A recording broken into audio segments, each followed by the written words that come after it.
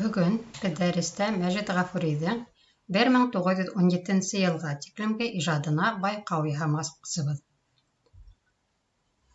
Мәжит Ғафурий шәхес булараҡ башҡорт һәм ҡаҙаҡ далалары араһында ятҡан Троицк яҡтарында өлгөрөп етте һәм уның ижади һәләте лә ошонда асылды.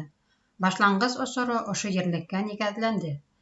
Троицк яҡтары әле күп өлөшө боронғо хөрәфәт эсендә йәшәгән башҡорт, ҡаҙаҡ һәм татар халыҡтарының яҙмыштары бергә булып бәйләнгән үҙенсәлекле бер төйәк ине. Мәжит Ғафурийҙың тәүге шиғырҙары тап ошонда башҡорт һәм татар әҙәбиәтендәге мәғрифәтселек традицияларына нигеҙләнеп донъяға тыуҙы һәм шағирҙың башланғыс ижадына бигерәк тә Мифтахетдин Аҡмулла поэзияһының йоғонтоһо көслө булды. Артабан Мәжит Ғафурий үҙенең беренсе шиғырҙары менән бергә «Фәҡирлек менән үткән тереклек» исемле тәүге хикәйәһен дә ижад итте. Исеменән үк күренеүенсә, тәүге проза әҫәрендә үк яҙыусы әле әҙәбиәттең иғтибарынан ситтә ҡала килгән өлкәне яҡтыртыуҙа ҡыйыу аҙым яһаны. Шулай ҙа был әҫәрҙә йәш прозаиктың тәжрибәһеҙлеге ярылып ята ине. Унда фәҡирлектең натуралистик тасуирлауға тартым картиналары өҫтөнлөк итте. 1902-1904 йылдарҙа шағир үҙенсәлекле үҫеш юлы үтте һәм 1904 йылда «Себер тимер юлы» йәки «Әхүәли милләт», «Фәҡирлек менән үткән тереклек» исемле китаптары менән үҙенсәлекле әҙип булып донъяға танылды. 1905-1907 йылғы революцион ваҡиғаларҙа шәхес ҙур һынауҙар һәм үҫеш юлы үтте. Уның синфи көрәш тәжрибәһе артыуы арҡаһында тормошҡа мөнәсәбәте һәм талаптары активлашты. Тап ошо осорҙа Мәжит Ғафурий башҡорт прозаһының үҫешенә ҙур өлөш индерҙе. «Аслыҡ» йәки «Һатлыҡ ҡыҙ» тигән хикәйәһендә һүҙ ҡатын-ҡыҙҙарҙың ауыр яҙмышы тураһында барҙы. Был әҫәрендә Мәжит Ғафурий мәғрифәтсе реализмға хас художестволы алымдарға киң таянды. Яҡшы менән яман, гонаһ менән һауап, выждан менән намыҫһыҙлыҡ көрәше хикәйәлә үҙенсә үрнәк һәм ғибрәт булырлыҡ картиналар ҙа бирелде. 1907 йылда Мәжит Ғафурий «Ярлылар» йәки «Өйҙәш ҡатын» исемле киң танылған хикәйәһен яҙҙы. Ғафурийҙың тәүге әҫәренә хас схематизм, яҡшы менән яман ҡалыбы, контраст һүрәтләүҙәр был хикәйәлә лә билдәле урын алды. Мәҫәлән, ярлы Йәмилә менән бай ҡатындарын сағыштырып яҙыусы былай тип яҙа. Сөнки быларҙың һәр икенсеһе инсан балаһы булып та, был иһә ҡыяс ҡабул ҡылмаҫлыҡ дәрәжәлә ниғмәт эсендә, икенсеһенең үлер дәрәжәлә михнәт эсендә йөрөүе күңелде уҙғандыра, донъяның биҙҙерә, тормошҡа тамам асыуландыра ине. Ошондай алымдар менән бергә был хикәйәһендә Ғафурий прозаик яңы ҡаҙаныштар ҙа яуланы һәм әҙәби үҫештә мөһим аҙым яһаны.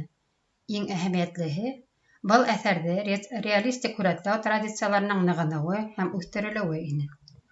Әҫәрҙәге Шәриф, Бәҙри, Йәмилә кеүек ярлыларҙы Мәжит Ғафурий ҙур һөйөү, тәрән симпатия менән һүрәтләне һәм шул уҡ ваҡытта уларҙың үтә лә сикләнгән талаптарын да асты.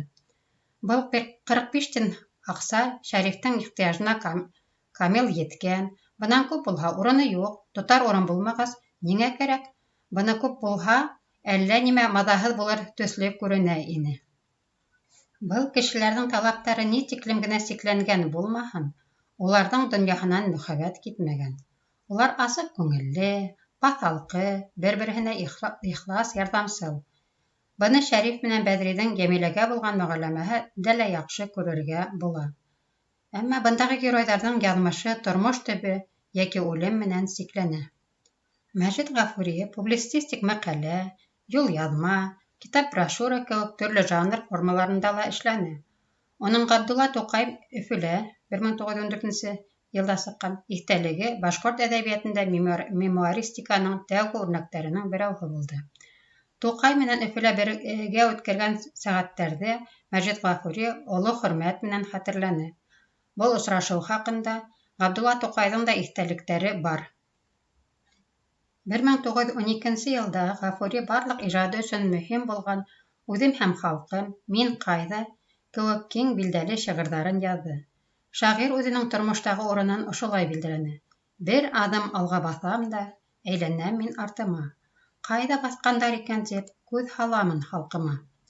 Үҙем һәм халҡым, мин ҡайҙа», «Ирек өсөн көрәш» исемле власҡа ҡаршы сығыусы шиғырҙарҙа лирик геройҙың актив тәбиғәте ҙур шиғри оҫталыҡ менән асылды. Улар Мәжит Ғафуриҙың поэтик оҫталығы үҫтереүҙә мөһим аҙым булдылар. Бөйөк Октябрь революцияһын Мәжит Ғафури ҙур шатлыҡ менән ҡаршы алды. Ошо айҡанлы ул «Ҡыҙыл байраҡ» тигән шиғырын яҙҙы. Был шиғыр билдәле бер ритмға ҡоролоп, марш формаһын алды. Шиғырҙан өҙөк туҡмап китегеҙ. Ҡыҙыл байраҡ. Ҡара һин алға, күрәмһең унда ҡыҙыл байраҡты буялған ҡанға. Көслө эшселәр күтәргән уны, буялған уға шәһиттәр ҡаны. Ҡуҙғал, эшселәр, дошман еңелһен, көс кемдәлеген бар донъя белһен. Ҡара көстәргә ҡаршы торған ул, бирҙе был юлда миллион ҡорбан ул. Эй, ҡыҙыл байраҡ, нур бир йыһанға, әйҙә, эшселәр, алға һәм алға. Был шиғыр батшалыҡтың тәхетен емергән, азатлыҡ яулаған эшсе синыфҡа маҡтау йыры булды. Ул халыҡтың азатлыҡ көрәше өсөн гимнға үрелде. Уны халыҡ дәррәү күтәреп алды. Мәжит Ғафури октябргә тиклемге башҡорт әҙәби хәрәкәтенең үҙәгендә торған, төрлө яҡлы эҙләүҙәрҙе һәм башҡорт әҙәбиәте тарихында тәрән эҙ ҡалдырған яҙыусы. Ул халыҡсан әҙәбиәт өсөн көрәште, хеҙмәтсәндәрҙең уй-тойғоларын йырланы, социаль тигеҙһеҙлекте һәм ғәҙелһеҙлекте фашланы. Башҡорт әҙәбиәте тарихында ул тәнҡитле реализм методына нигеҙ һалыусы һәм прогрессив романтизм принциптарының үҫешенә ифрат ҙур өлөш индереүсе шағир һәм яҙыусы булараҡ билдәлелек алды. Мәжит Ғафуриҙың 1917 йылға тиклемге яҙылған шиғырҙарын атап китәйек. «Ишан шәкерттәре», «Себер тимер юлы», «Ғилем», «Йәш ғүмер», «Ваҡыт», «Шатлыҡ йыры», «Ике ҡош», миҫәлдәрҙән мәҫәлән «Һарыҡты кем ашаған» һәм, әлбиттә, «Мин ҡайҙа» һәм «Үҙем һәм халҡым» шиғырҙары. Шулай уҡ Мәжит Ғафури 1917 йылға тиклем проза әҫәрҙәре лә яҙған. Мәҫәлән, «Фәҡирлек менән үткән тереклек», «Аслыҡ йәки һатлыҡ ҡыҙ», «Ярлылар йәки өйҙәш ҡатын», «Үгәй балалар», «Онотолған енәйәт», «Һалдат ҡыҙы Хәмиҙә». Дөйөмләп алғанда, Мәжит Ғафури башҡорт әҙәбиәтендә онотолмаҫлыҡ эҙ ҡалдырған шәхес. Уҡыусылар, һеҙ Мәжит Ғафуриҙың 1917 йылға тиклемге ижадына байҡау тыңланығыҙ.